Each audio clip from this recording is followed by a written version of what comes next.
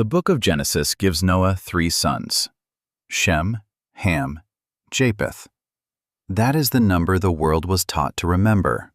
3 names, 3 heirs, 3 branches of the human future standing on the far side of divine judgment.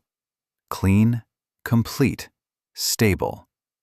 But mountains keep records differently than books do.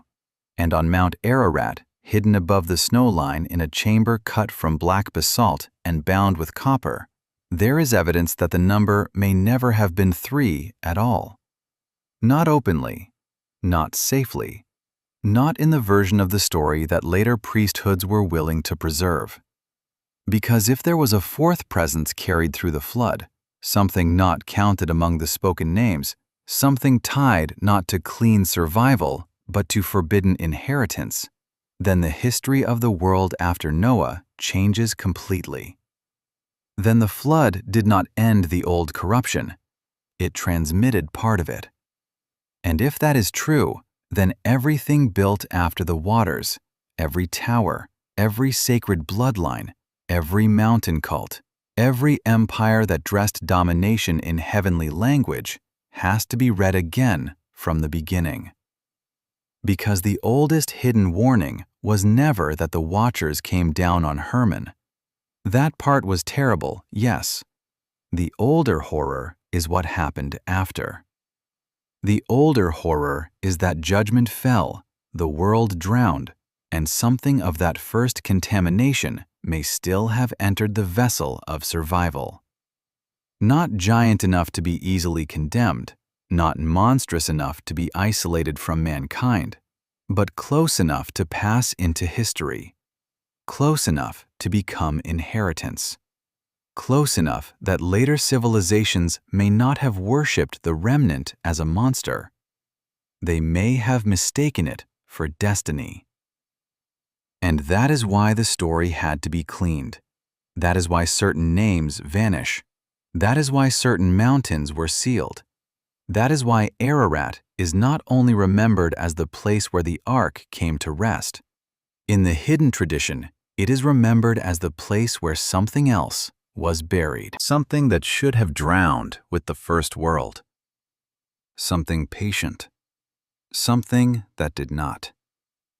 Mount Ararat. Cold, thin air. A hidden cave mouth above the snow line.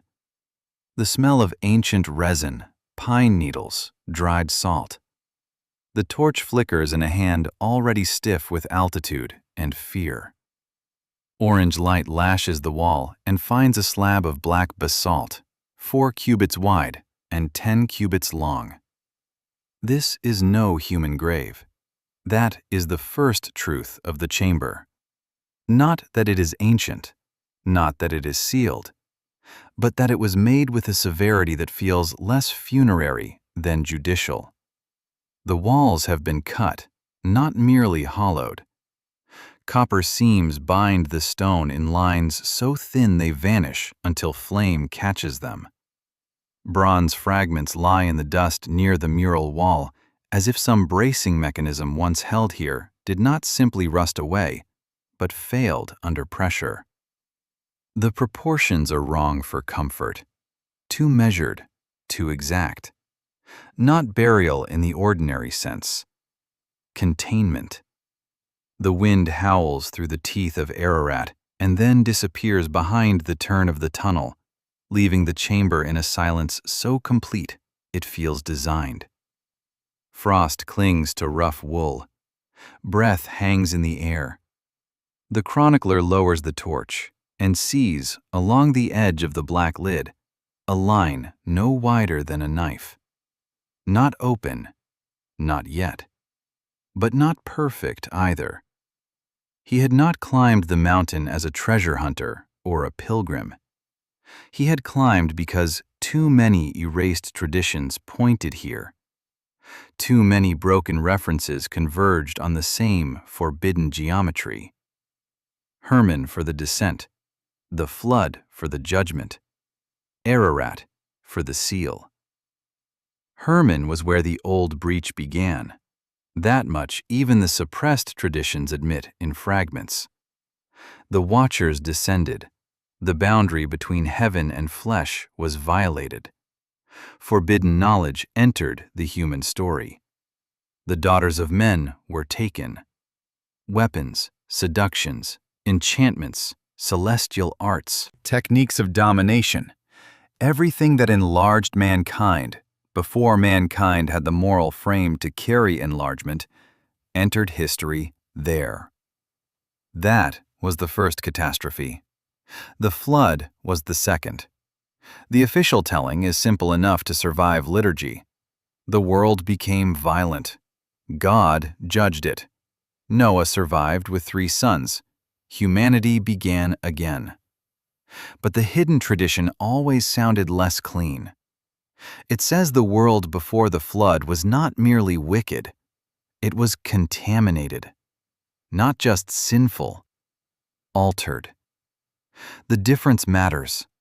Sin can be judged and forgiven. Contamination must be purged. And yet, according to the hidden line of memory, the purge was not complete. Because the same scattered sources that remembered Hermon as the mountain of descent also remembered Ararat as the mountain of concealment. Not only the resting place of the ark, the resting place of a remainder. The chronicler turns toward the mural wall and feels the back of his neck harden. The pigments are fragmentary, but the composition survives. A great vessel rides black water beneath a broken heaven. Around it rise bodies too large, too violent, too wrong in proportion. Above them descend crown-headed figures from a star-cut sky. Watchers, if the iconography means what it appears to mean. And beside the vessel, rendered in pale mineral pigment that still somehow remembers light, stands a smaller figure near the patriarch. Not one of the laboring sons, not one of the drowning giants. A youth, upright, luminous. The torch crackles, dust shifts. Something beneath the lid answers. Not a strike, not a movement. A pulse. The chronicler freezes, eyes moving from the black seam to the pale figure on the mural and back again. He has read enough damaged recensions to know how dangerous recognition can be. Some called the presence a child of the storm. Some described a brightness that survived judgment. Some used language too careful to be accidental, not counted among the spoken names. One northern fragment preserved a phrase that had haunted him for years. After the world was washed, the weather of the old heaven remained in the house of survival. He had hoped, on the way up the mountain, that this line was metaphor. He no longer believes that. Because here in the chamber, the problem is no longer literary. It is architectural, material, deliberate. This room was not built to commemorate a rumor. It was built because somebody believed the world after the flood carried something forward that could not be allowed to circulate freely in history.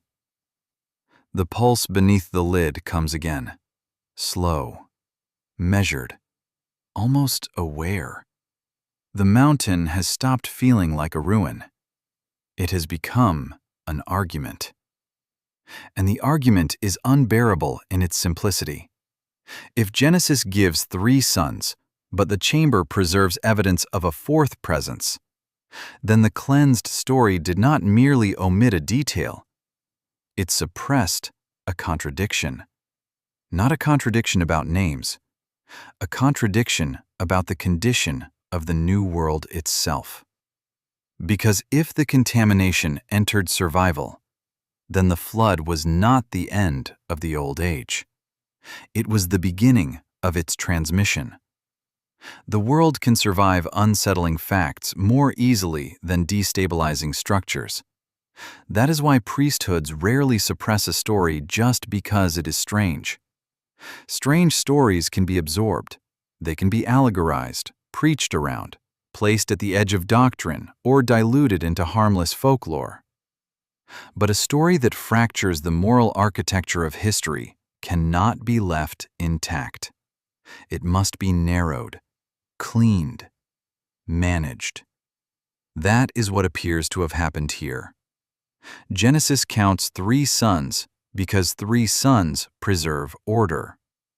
3 sons allow nations to descend cleanly. 3 sons let post-flood history begin as a fresh human drama rather than a compromised continuation of pre-flood trespass. 3 sons keep judgment decisive.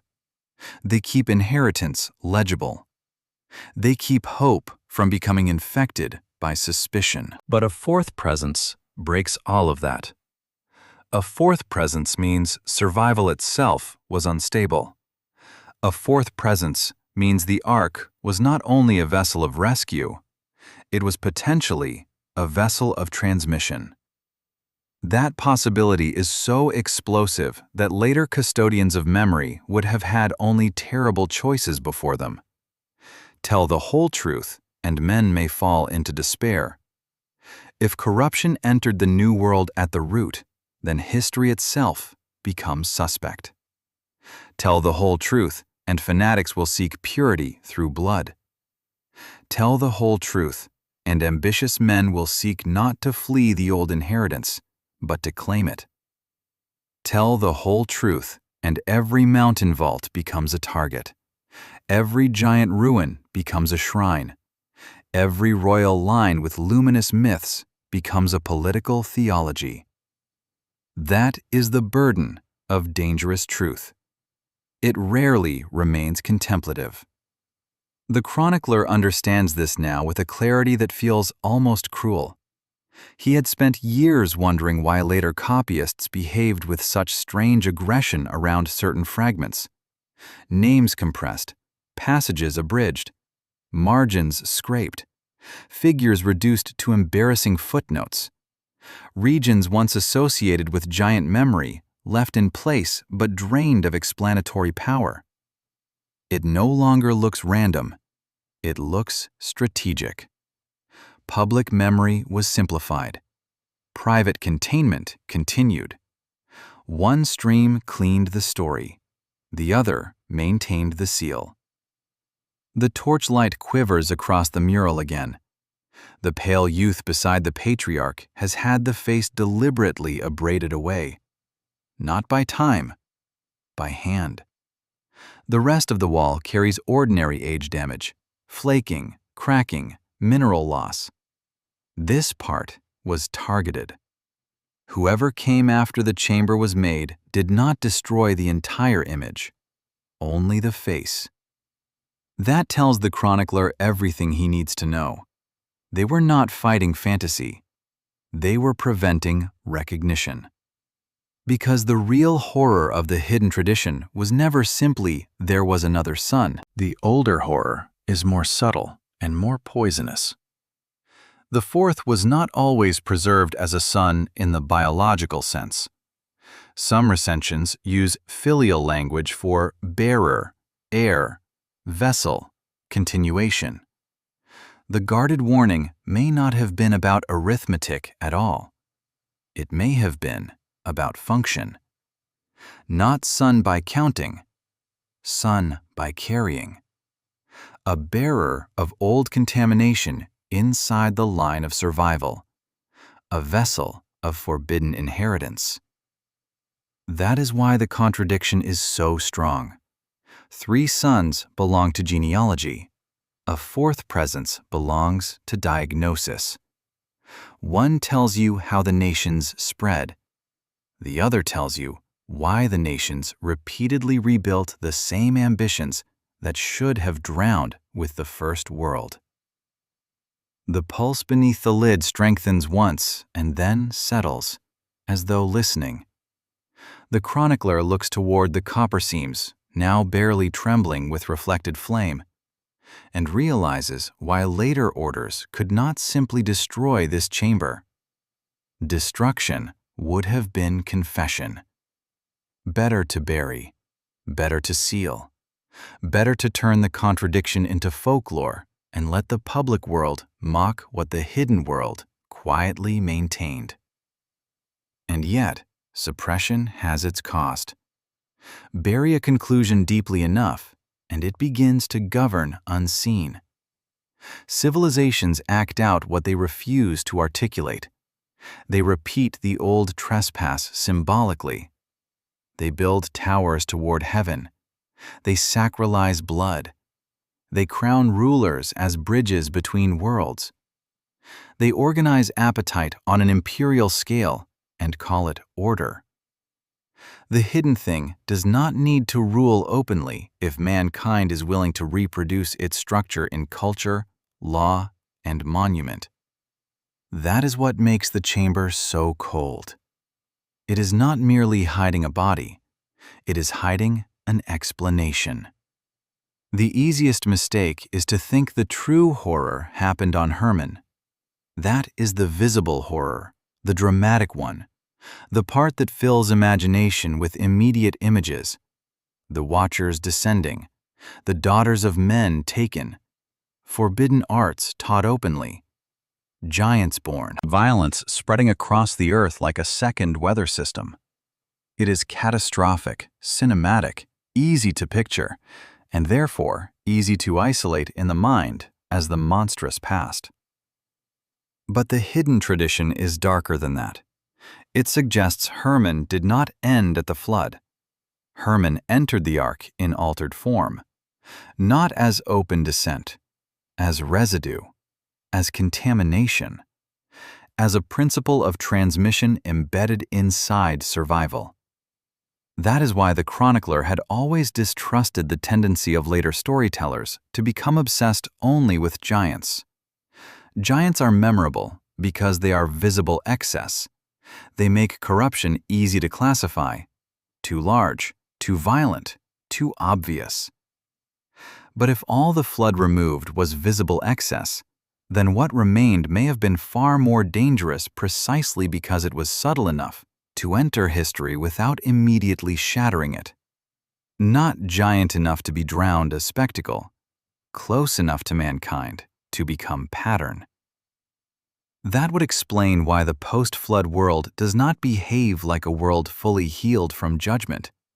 It behaves like a world that quickly rediscovers enlargement. Men build upward. They measure the heavens. They turn metals into splendor and war. They organize labor into monumental scale. They create sacred bloodlines. They enthrone rulers as cosmic mediators. They repeatedly seek to become more than creaturely by technique, hierarchy, and unauthorized knowledge.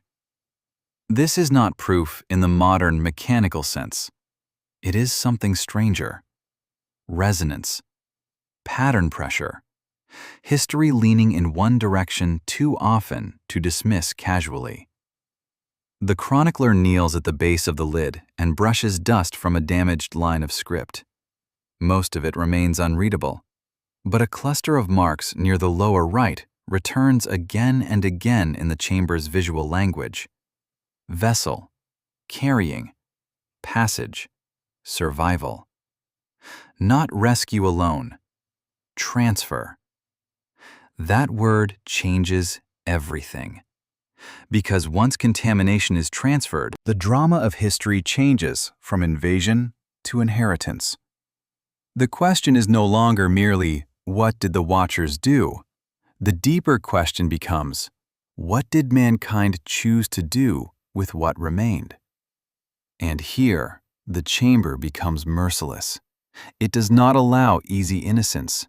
This does not excuse humanity, it implicates it more deeply. Because once the old breach survived in any transmissible form, men did not reject it consistently. They welcomed its advantages. They copied its structures. They systematized its logic. Every tower after Babel, every divine kingship, every architecture that sought to rival mountain and star, every empire that dressed conquest in cosmic legitimacy, the old pattern kept returning because the old wound kept offering power. That is why Ararat matters more than Hermon in the final hidden warning.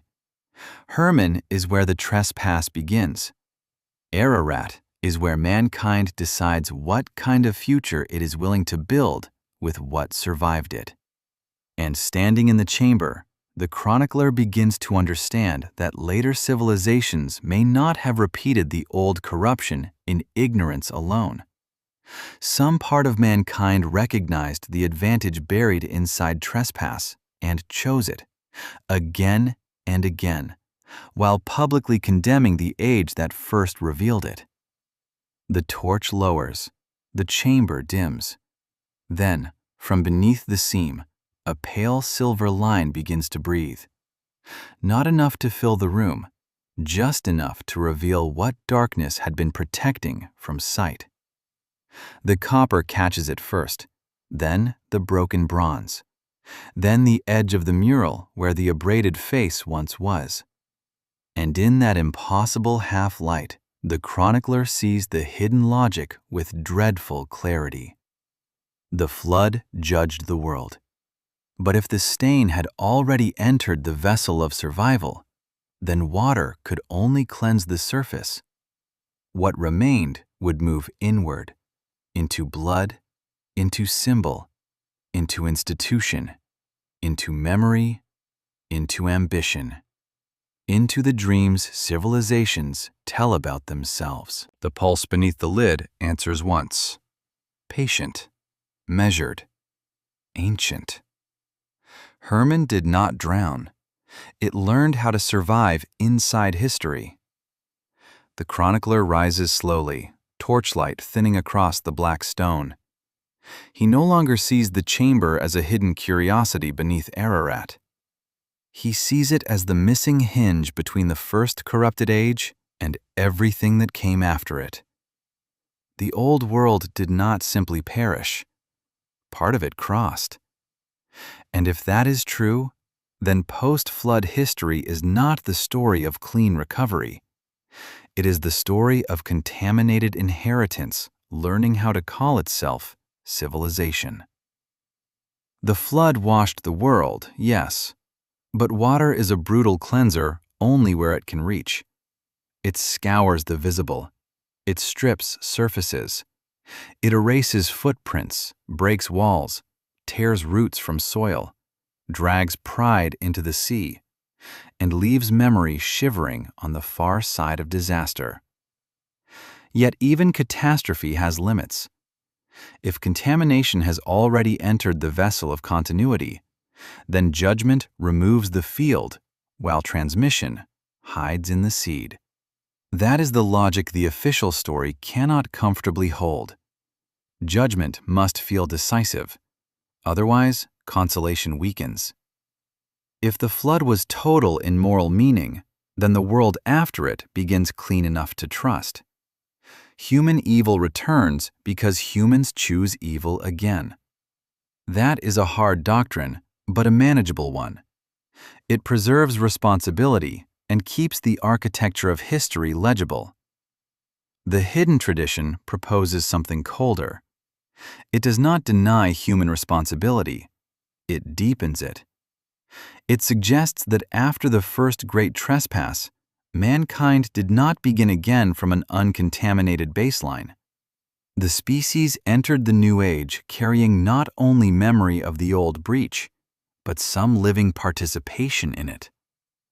What remained moved inward, into blood, into symbols, into institutions, into the dreams civilizations tell about themselves. In such a world, history does not merely repeat sin. It repeats a pattern of attraction toward forbidden enlargement. This explains why the post-flood world so quickly rediscovers the structures of overreach. Men build upward. They measure the heavens. They organize labor on terrifying scales. They forge metals into instruments of both splendor and death. They sacralize kingship. They experiment with bloodline legitimacy. They create systems in which ordinary men become expendable for the radiance of central power. They do not behave like creatures freshly humbled by divine judgment. They behave like a species again tempted to rival heaven through technique, monument, and managed hierarchy. The chronicler had once regarded these as separate civilizational developments. Ingenious, often cruel, but human enough. Standing in the chamber, he sees another possibility. What if post-flood history is not merely a natural rebound into ambition? What if it is one long human attempt to master, deny, imitate, or exploit a fracture no generation fully understands? That would explain the double character of civilization, its brilliance and its predation, its beauty and its inhuman scale, its longing for order, and its recurrent attraction to forms of power that exceed moral proportion. Men do not simply fear the old trespass. They are fascinated by it. They suspect, perhaps correctly, that part of their acceleration came from it. The torchlight drags across the broken bronze at the base of the mural wall. The fragments are curved inward, not outward, as if they once formed a frame or locking ring around the basalt lid. Metal meant to brace, not adorn. The chronicler imagines the original ceiling. Men who believed water had not been enough, applying stone, copper, and liturgy to what judgment had left unresolved. The thought chills more than the mountain air, because it means the chamber is not only a tomb. It is a corrective, a secondary act, an attempt by later guardians to do in miniature what the flood did in magnitude. Isolate corruption from circulation. Hold it below memory. Reduce its influence, not by killing it outright. Perhaps that was no longer possible, but by cutting it off from recognition, from cult, from imitation, from narrative access. Suddenly, the later councils look different too. Their work of doctrinal simplification no longer appears merely timid or political. It looks strategic. If the world after the flood carried a transmissible remnant of the first corruption, then telling the full truth publicly would recreate the temptation. Some would despair of purity. Some would worship inheritance. Some would weaponize cleansing. Some would search for surviving vaults and lost architectures, not to prevent awakening, but to force it. Dangerous truth rarely remains contemplative. That is why the hidden tradition divided into two streams. One guarded matter, the other guarded memory.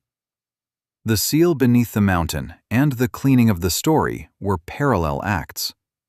The chronicler turns again to the slit between lid and base.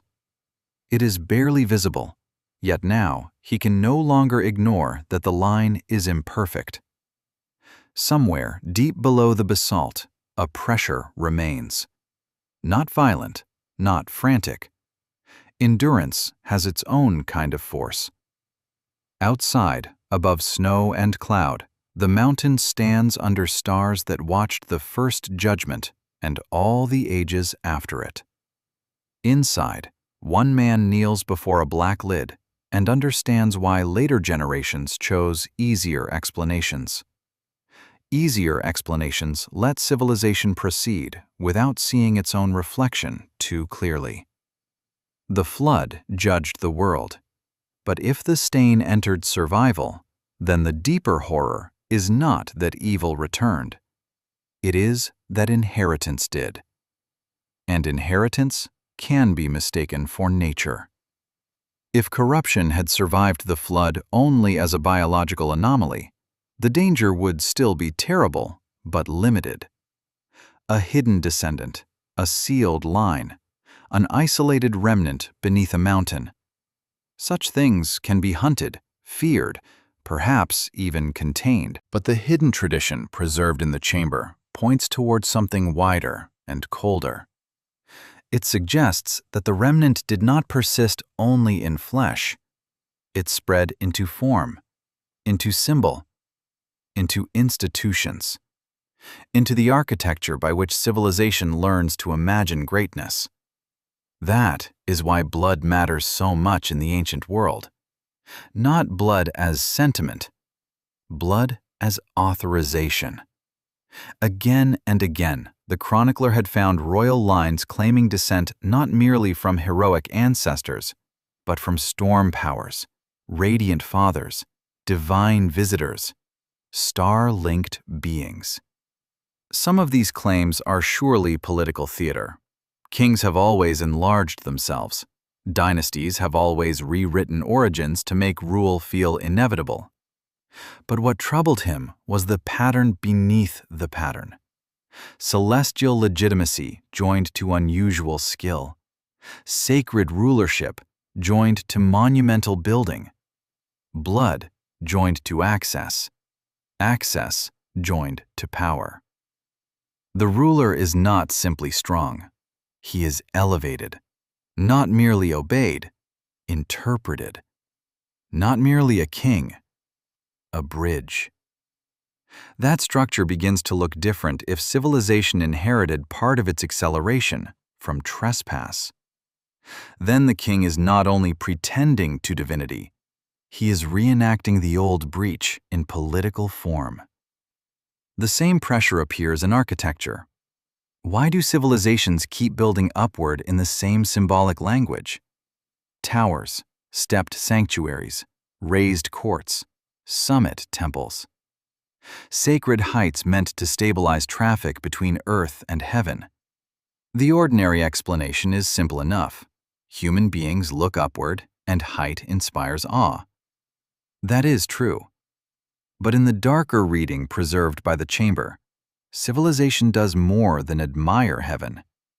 It competes with it. It reproduces, in stone, the gesture of trespass itself. Not right worship, managed ascent. Not reverence, access.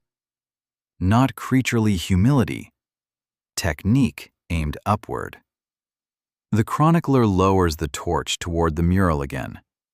The pale youth beside the vessel now seems less isolated than before. Behind him, half lost in the damaged pigments, rises a red-black form of steps or tiers.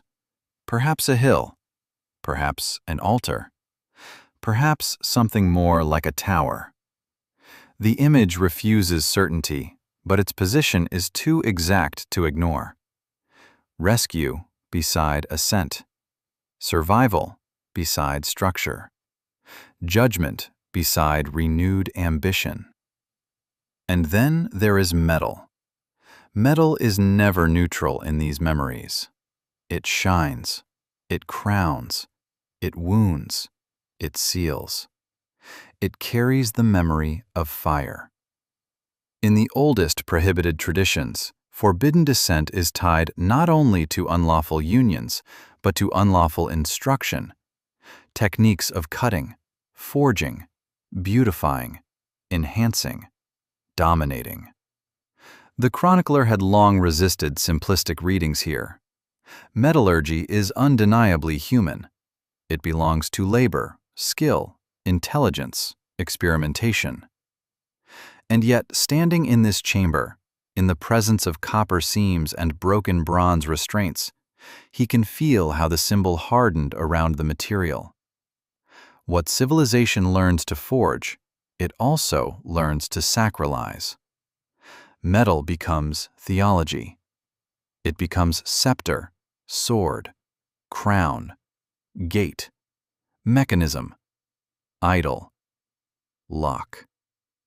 The chamber gathers these meanings into one unnerving proposition, that some of humanity's most dazzling forms of dominion, measuring the heavens, moving mountains of stone, forging metals into war and splendor, organizing bloodlines, sacralizing rulers, seeking immortality through monument and fame, may be partly human and partly haunted by a prior invasion of appetite and knowledge.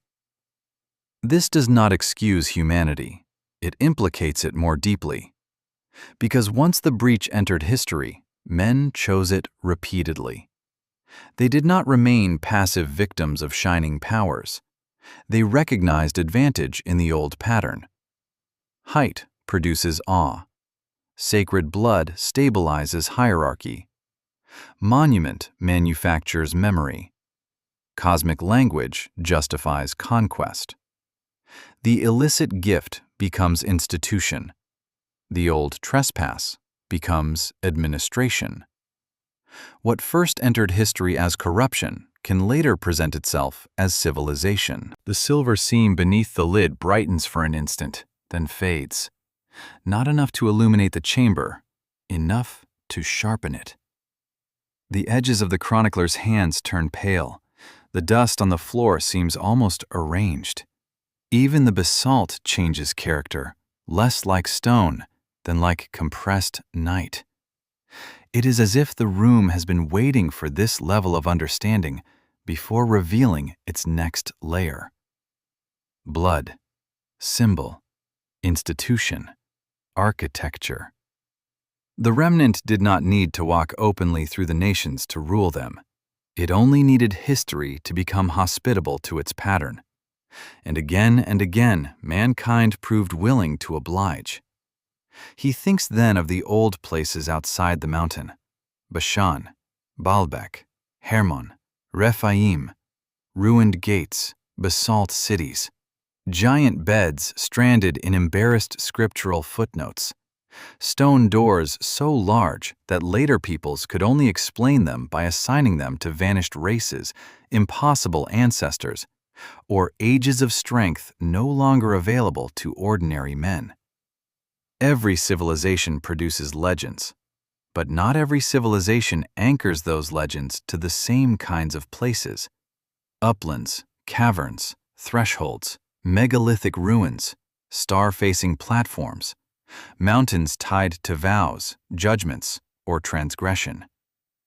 Hermon had always been the loudest of these names in the chronicler's mind: the mountain of descent, the mountain of oath, the mountain where the boundary between heaven and flesh was broken in deliberate form. Whether every later tradition attached to Hermon was reliable mattered less, in the end, than the role the mountain preserved. Some heights are remembered for revelation. Hermon was remembered for trespass. That distinction matters. Civilizations remember danger topographically. They store fear in geography long after they lose the language that first explained it. Bashan carries a different kind of pressure: land of the Rephaim, region of awkward survivals, a place where memory lingers in stone, in proportions, in afterimages too large for later explanations to domesticate comfortably. And Baalbek remains what it has always been in the imagination. Not proof in any simple modern sense, but a wound in scale. A place that makes later inheritances look secondary, as though they arrived after the ambition that first shaped the stones. The chronicler had once studied these places as a scholar. Maps, citations, variant names, cross-references. He now feels the dryness of that work. Too clean, too well-behaved. Reality is less orderly than a chart. Conquerors rename mountains, but do not empty them. Sanctuaries are repurposed, not erased. One people's place of transgression becomes another people's shrine, fortress, monastery, taboo zone, or outlaw refuge. Layers accumulate, meanings drift. Yet the deeper structure remains. Certain heights continue to attract stories of beings not entirely human, not entirely absent, not entirely dead. That is why Ararat closes the circuit. Public memory calls it the Mountain of Landing. The hidden tradition remembers it as the Mountain of Concealment. If Hermon marks descent into corruption, Ararat marks corrupted survival entering burial. First the oath, then the judgment, then the seal. 3 stations in a forbidden theology of history. Hermon, the breach begins. The flood, the visible world is washed. Ararat, the remnant is buried. From there, the post-flood world becomes more legible. Every time civilization returns to giant architecture, sacred height, celestial obsession, divine blood, or rituals of ascent, the old geometry hums again beneath the surface. The chamber does not require childish conclusions, that every megalith must have been laid by inhuman hands, or that every monumental culture was secretly ruled by obvious hybrids. The deeper claim is harder and more mature. Once mankind encountered the logic of trespass, it learned how to rebuild it symbolically. The memory of the old breach survives not because giants made every stone, but because humans kept shaping stone in the image of a broken longing. The room itself seems to confirm the thought. The heat of the torch brushes the copper seams. Tiny reflections travel through them like nerves under skin. At the foot of the mural, a shallow groove channels the dust in a straight, deliberate line, suggesting that the chamber was once maintained, not abandoned, kept, inspected, returned to. Someone came here repeatedly after the first sealing, not to worship, to verify, to measure failure, to check whether the hidden thing remained hidden. Which means the danger was never understood as metaphor alone. Somewhere beneath the mountain, later guardians believed matter still waited. The chronicler imagines them now. Winter ascents, oil lamps, quiet formulas spoken not for revelation, but for endurance. Reports carried back to councils that simplified doctrine in public while preserving lock procedures in private. Public liturgy became cleaner. Hidden maintenance became more urgent. The old double strategy again. Clean the story, hold the stone. And still, the names rearrange themselves in his mind. Bashan, Hermon, Baalbek, Rephaim. Not as scattered curiosities, not as decorative giant folklore, but as a distributed memory system. The world remembering, through place and unease, that the first corrupted age did not disappear cleanly. The pulse beneath the lid answers again. Not fast, not hungry, patient. That patience terrifies him more than rage would. A beast lunges, a curse flares, a demon rages. But patience belongs to strategy. Patience belongs to things that know time is on their side. Mountains endure. Copper thins. Iron ages. Memory fades. Seals outlast empires until empires themselves become sediment pressing against them. The mountain remains. The question is whether the seal does. There is a temptation, once the hidden tradition is taken seriously, to cast humanity as victim. The world was breached from above. Ferdinand knowledge entered history. The post-flood line carried some remnant of contamination. Men inherited damage before they understood it. Therefore, men are tragic recipients of an ancient violation. The chamber refuses that comfort. This does not excuse humanity. It implicates it more deeply. Because once the breach entered history, men chose it repeatedly. They did not remain passive under the pressure of shining powers. They recognized the usefulness of the old pattern and built around it. They welcomed the acceleration. They imitated sacred force. They translated trespass into law, ritual, bloodline, warfare, administration.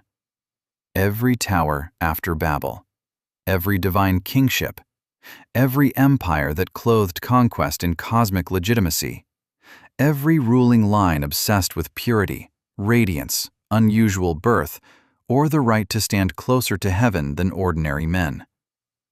The old wound kept offering power, and mankind kept calling that offer order. That is the harshest turn in the hidden theology. Men are neither innocent nor simple. They are neither wholly autonomous inventors of evil, nor helpless carriers of an ancient curse. They are collaborators with inheritance. They take what entered history under judgment and refine it into systems that can outlast any single tyrant. That is why the pattern keeps returning. Not because it is irresistible, because it is useful. Empire is useful. Sacralized hierarchy is useful.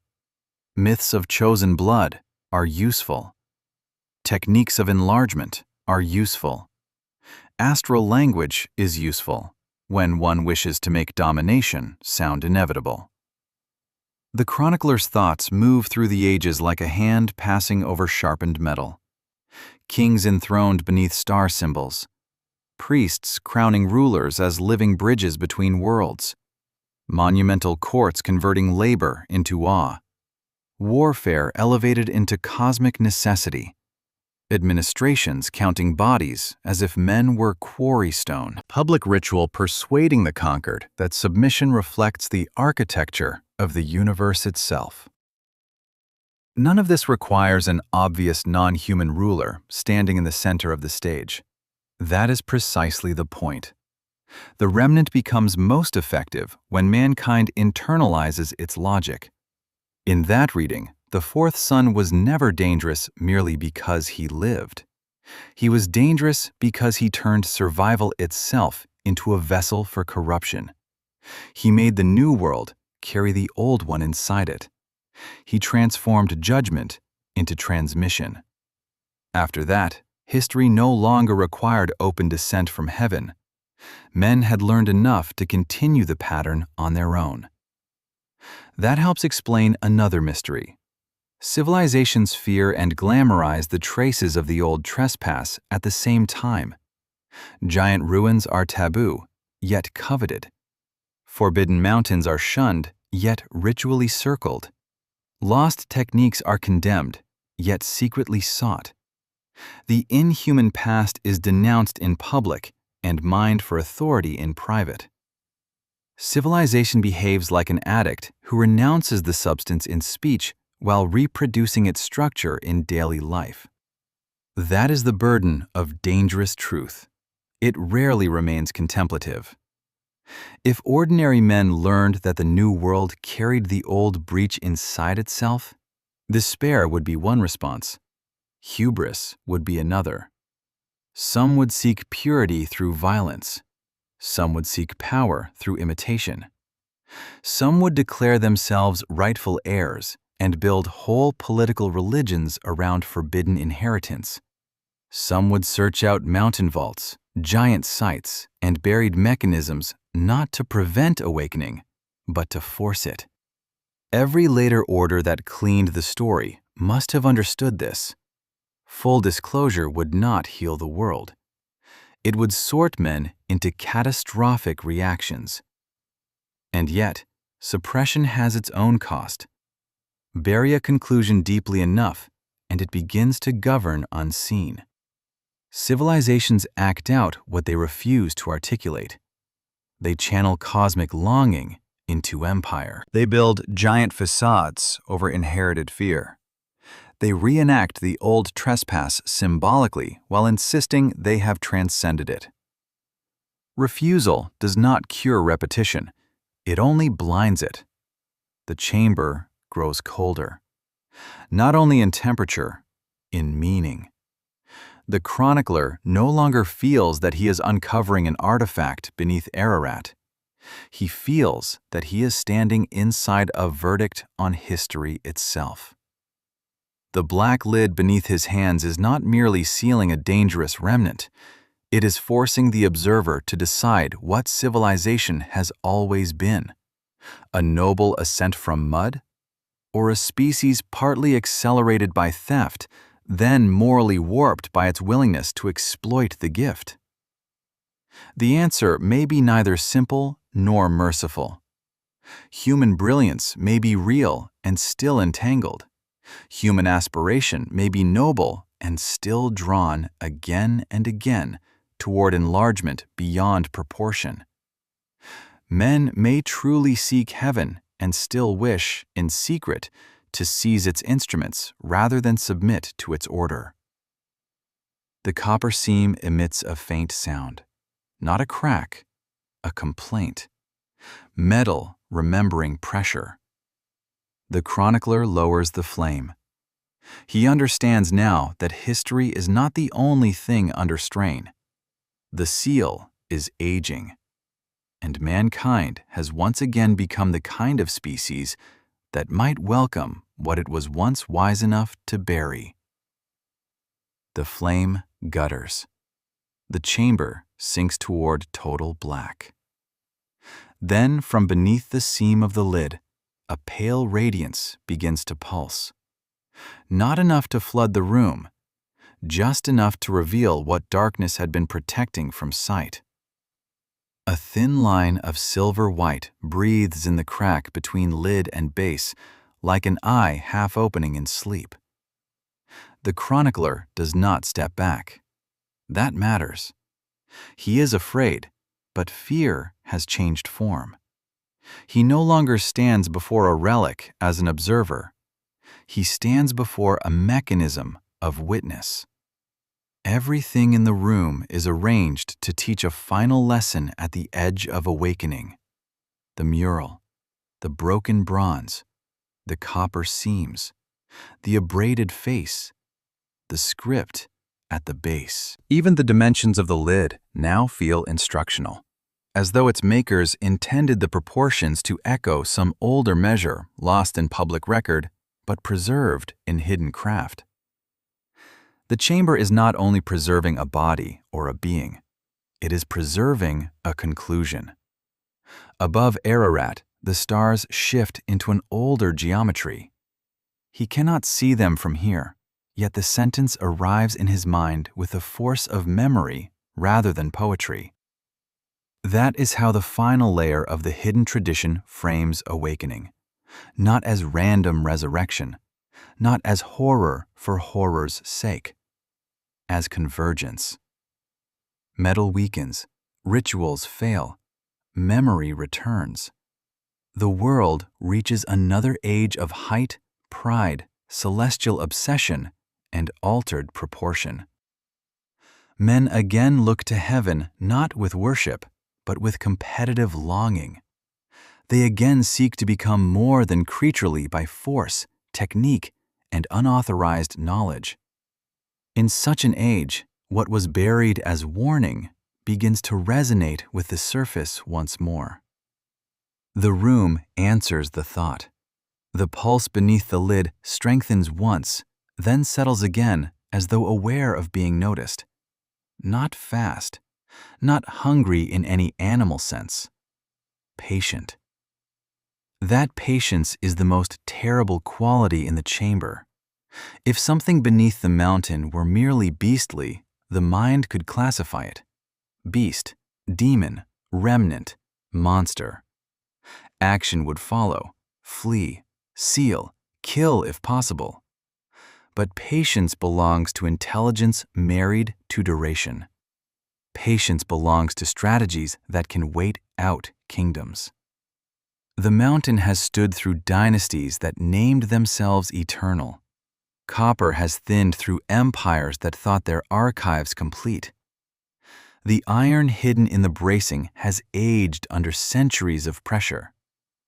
If the seal was meant only to last until memory died, it has succeeded magnificently. If it was meant to last forever, forever may have been a category its makers could not actually guarantee. A breath moves through the chamber, deep, ancient, close. Not the breath of the chronicler, not the wind from the tunnel. Something beneath the seam is displacing age-old air for the first time in longer than kingdoms remember. The silver line brightens once, then dims, like a lidless eye considering whether waking is necessary yet. The chronicler lowers the dying torch. He does not need flame now. The room has become its own source of witness. This is not only a grave, it is a threshold. The realization lands with such force that the chamber itself seems to reorganize around it. A grave contains the past. A threshold admits passage. Whoever built this place did not assume simple death. They assumed latency. The bronze restraints, the copper seams, the layered script, the abraded face. These are not funerary gestures. They are management technologies. The language of burial is public camouflage over the mechanics of delay. Delay for what? Not merely for a body to rise, for an age to resemble the first corrupted age closely enough that what was buried beneath it can speak again in its language. The chronicler's hand moves almost involuntarily to the lid. The basalt is colder than snow and warmer than logic at the same time, as if temperature itself has ceased to apply cleanly at the boundary. He feels nothing dramatic, no shock, no vision, only an impossibly faint correspondence. A rhythm below, and a rhythm in his own blood approaching relation. The boundary between observer and object trembles. He withdraws the hand, then places it back more deliberately. Some things cannot be understood at a distance once the seal has begun to answer. Dust falls from the ceiling in a soft gray veil. The copper seams shiver with tiny reflections. Somewhere beneath the stone, matter and memory are deciding whether the age above is ready to hear what it buried. The chronicler does not know whether he is brave or already compromised. Perhaps in chambers like this, the distinction fails first. We were told mankind began in mud and climbed slowly upward by his own efforts. The Black Chamber proposes another model, that civilization inherited part of its acceleration from trespass, that its brilliance is entangled with a theft, that our most dazzling forms of dominion, measuring the heavens, moving mountains of stone, forging metals into war and splendor, organizing bloodlines, sacralizing rulers, seeking immortality through fame and monument, may all be partly human, partly haunted by a prior invasion of appetite and knowledge. The sealed thing beneath the lid is not dangerous merely because it may rise in body. It is dangerous because it clarifies what the human story has been carrying all along. The mountain is not revealing an alien interruption from nowhere. It is revealing the internal contradiction of civilization itself. That is why the chamber feels less like a tomb the longer one stands in it. It feels like diagnosis. The chronicler straightens. The torch dies in his hand with a hiss and a thread of smoke. Total darkness should follow. It does not. The silver seam remains, painting the edges of stone with dim, impossible light. He could run back into the tunnel. He could seal the entrance, if such a thing were still possible. He could descend the mountain and tell no one, preserving the ancient pact of silence. But he knows that silence is already broken, not by him, by history itself. The world has once again become the kind of world that can hear this chamber. Outside the mountain, men have returned to the ancient pattern with frightening confidence. Height without humility, knowledge without permission, technique without proportion, whole systems built on the assumption that limits are insults rather than protections. The old hunger now dresses itself in clean language. Progress, inevitability, mastery, optimization, destiny. but the structure beneath the words is familiar. Mankind again seeks enlargement first and wisdom later, if at all. It again believes that what can be done should be done, and that power acquired justifies itself through acquisition. That is why the return, in the hidden warning, is not only bodily, it is civilizational. The Radiant One does not need to stride first from stone into daylight for the old age to resume. He returns whenever a culture becomes sufficiently similar to the first corrupted world that what was buried as warning begins to resonate with the surface once more. He rises from below, from buried knowledge, from sealed memory, from blood, from architecture, from the old ambition waking again in the species that carried him forward without admitting it. The pulse beneath the lid and the pulse in the chronicler's hands begin to synchronize. Not perfectly, not romantically, but enough to suggest recognition. He understands at last the final horror embedded in the hidden scrolls. The fourth son endured not simply as a survivor, but as a principle of transmission. He made the new world carry the old one inside it. After that, history could mistake inheritance for nature, temptation for genius, and corrupted scale for destiny. That is why history was cleaned. That is why mountains were sealed. That is why the secret had to be pushed into folklore and dismissed as giant stories, ancient superstition, and impossible genealogical confusion. Because if the fourth son endured, then the line between judgment and inheritance was broken forever. A second breath emerges. The copper plates tremble. The mural brightens in flashes from the seam below, enough to catch details the torch never gave cleanly. The vessel on dark water, the drowning giants, the descending crown-headed figures, the pale youth beside the patriarch, and beneath the youth, almost invisible until now, a cluster of marks the chronicler had taken for decorative fracture. They are not fractures. They are letters cut shallow and then filled once, long ago, with reflective material. He kneels, breath held, and watches the light gather just enough to render the phrase, not sun by counting, sun by carrying. He closes his eyes. When he opens them again, the room has become simpler and more terrible. The hidden tradition was never primarily arguing for an extra name in a family list. It was describing a function, a bearer, a continuity of breach inside survival. That is why so many later readers misunderstood the fragments. They were looking for arithmetic, where the old guardians were warning about transmission. The chronicler thinks then of all the ages that followed. The men who crowned themselves in gold, the cities aligned to stars, the empires that treated blood as theology, the monuments that converted earth into ascent. All of it rearranges, not as proof of a single secret cabal or a crude mechanical lineage, something subtler, a recurring hospitality in human civilization toward the old pattern. Enough hospitality that what was once buried as warning can begin to feel, to later ages, like fulfillment.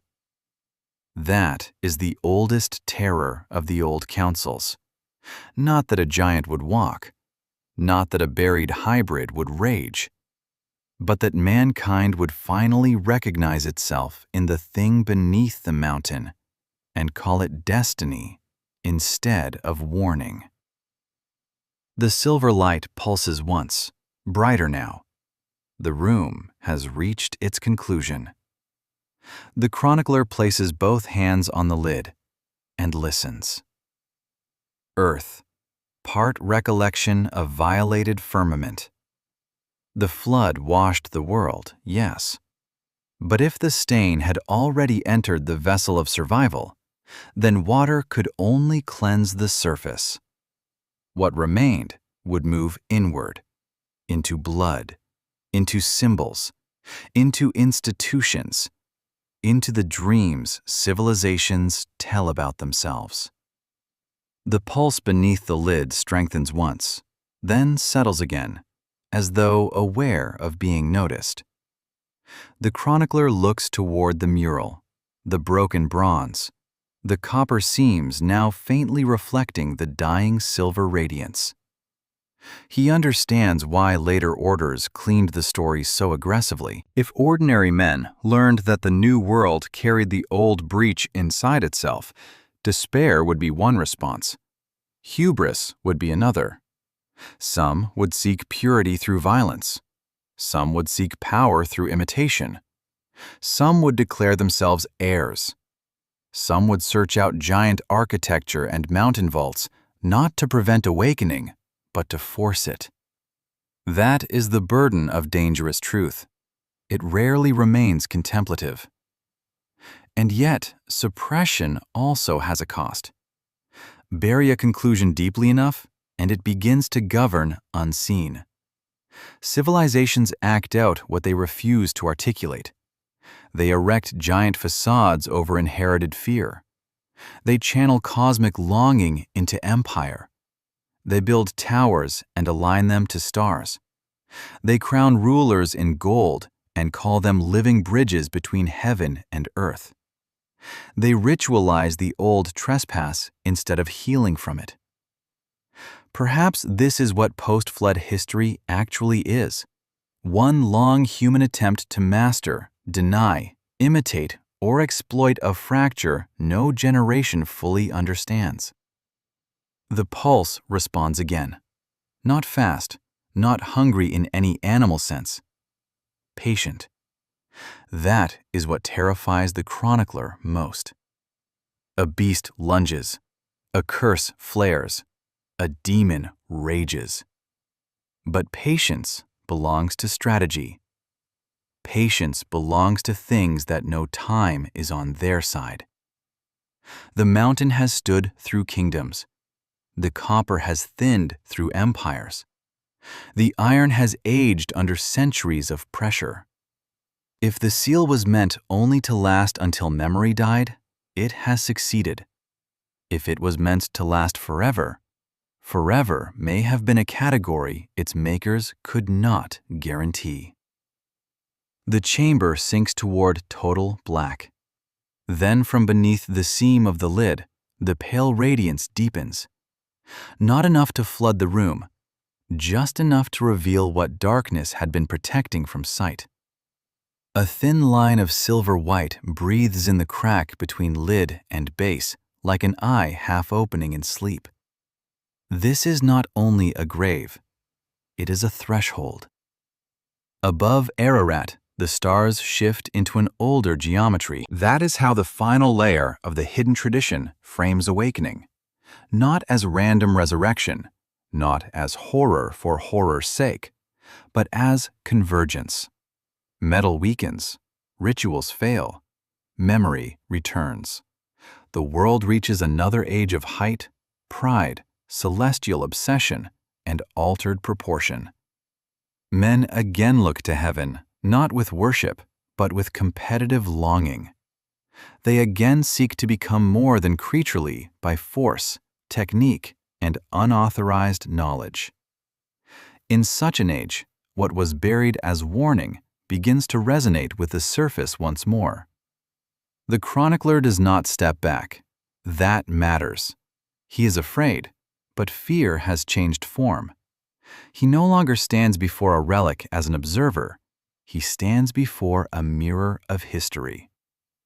The sealed thing beneath the lid is not dangerous merely because it may rise in body. It is dangerous because it clarifies what the human story has been carrying all along. The mountain is not revealing an alien interruption from nowhere. It is revealing the internal contradiction of civilization itself. We were told mankind began in mud and climbed slowly upward by his own efforts, The black chamber proposes another model, that civilization inherited part of its acceleration from trespass, that its brilliance is entangled with a theft, that our most dazzling forms of dominion, measuring the heavens, moving mountains of stone, forging metals into war and splendor, organizing bloodlines, sacralizing rulers, seeking immortality through fame and monument, may all be partly human, partly haunted by a prior invasion of appetite and knowledge. This does not excuse humanity, it implicates it more deeply. Because once the breach entered history, men chose it repeatedly. They did not remain passive victims of shining powers. They welcomed, imitated, systematized, and transmitted the inheritance. Every tower after Babel, every divine kingship, every empire that dressed conquest in cosmic legitimacy, every architecture that sought to rival mountain and star, every ruling line obsessed with sacred blood. The old pattern keeps returning because the old wound keeps offering advantage. The pulse beneath the lid and the pulse in the chronicler's hands begin to synchronize. Not perfectly, not romantically, but enough to suggest recognition. The boundary between observer and object trembles. He understands at last the final horror embedded in the hidden scrolls. The fourth son was never dangerous merely because he lived. He was dangerous because he turned survival itself into a vessel for corruption. He made the new world carry the old one inside it. He transformed judgment into transmission. That is why history was cleaned. That is why mountains were sealed. That is why the secret had to be pushed into folklore and dismissed as giant stories, ancient superstition, and impossible genealogical confusion. Because if the fourth son endured, then the line between judgment and inheritance was broken forever. A breath moves through the chamber, deep, ancient, close. Not the breath of the chronicler, not the wind from the tunnel. Something beneath the seam is displacing age-old air for the first time in longer than kingdoms remember. The silver line brightens once, then dims, like a lidless eye considering whether waking is necessary yet. The chronicler lowers his hands, but only for a moment. He does not need flame now. The room has become its own source of witness. He thinks then of all the old places outside the mountain: Bashan, Baalbek, Hermon, Rephaim, ruined gates, giant beds preserved in embarrassed scriptural footnotes, basalt cities, stone doors, star-aligned temples, royal lines claiming descent from heaven. All of it rearranges. Not proof in the strict modern sense. Something stranger. Resonance. Echo. A pattern too persistent to dismiss without also dismissing the way human civilizations actually remember danger. Not in clean archives alone, but in distributed symbol, repeated form, and the refusal of certain stories to die. The mountain remains. The question is whether the seal does. In the final hidden warning, the Radiant One does not descend from clouds at the end of the age. That imagery belongs to simpler apocalypses. He rises from below, from buried knowledge, from sealed memory, from blood, from architecture, from the old ambition waking again in the species that carried him forward without admitting it. The return is not only bodily, it is civilizational. It is the moment a culture becomes similar enough to the first corrupted age that what was once buried beneath it can speak again in its language. That is why the chamber feels less like a tomb the longer one stands in it. It feels like diagnosis. The chronicler straightens. Total darkness should follow. It does not. The silver seam remains, painting the edges of stone with dim, impossible light. He could run back into the tunnel. He could seal the entrance, if such a thing were still possible. He could descend the mountain and tell no one, preserving the ancient pact of silence. But he knows that silence is already broken, not by him, by history itself. The world has once again become the kind of world that can hear this chamber. A second breath emerges.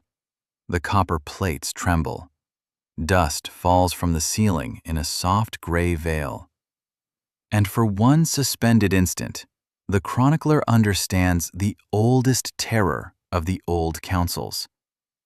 Not that a giant would walk, not that a buried hybrid would rage, but that mankind would finally recognize itself in the thing beneath the mountain and call it destiny instead of warning. The silver light pulses one last time, brighter now, enough to catch the mural, the broken bronze, the script, the edges of the chronicler's hands pressed flat against the lid. The mountain remains.